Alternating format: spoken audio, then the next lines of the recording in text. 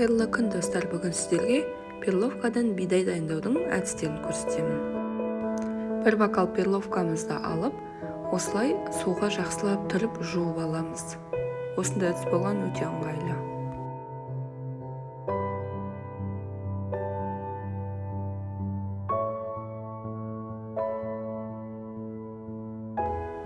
Жуып дайындаған перловкамызды кастрөлімізге салып, үстіне жарты шай қасықтай тұз салып, 2 бокал қайнаған суымызды құйып, 15 минутқа бұқтырамыз. Сол кезде перловкамыз кішкене ісініп, сәл көлемі үлкейіп шығады.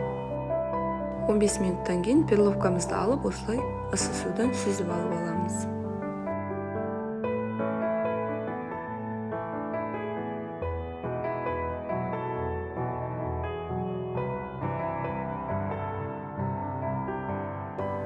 Перловкамызды қайтадан кастрөлге салып, үстіне жарты шай қасық тұз қосып, және де 2 бокал қайнаған ыссы су құйып, жай отта газде кішкене қайнатып аламыз, 10 минуттай.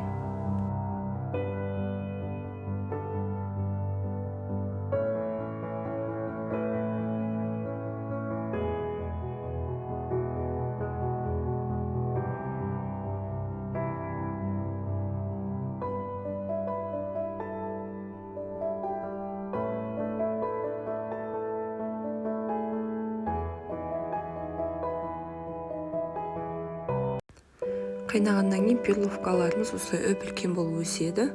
Одан кейін духовкаға кішкене осылай араларын ашып жаямыз да, духовкаға суынан барлығынан кептіріп аламыз.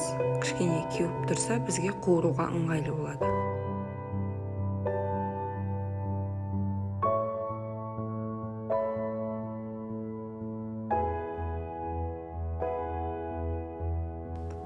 Кепкеннен кейін кішкене қызарып тұрған майымызға осылай салып қуырып аламыз.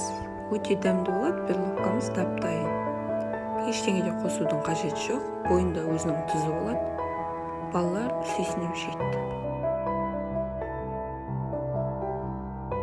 Осылай майдан сүзіп алып аламыз. Болды, дайын болды. Барлықтарыңызға ас болсын. Жасап көріңіздер, ұнайды деген сенімдемін.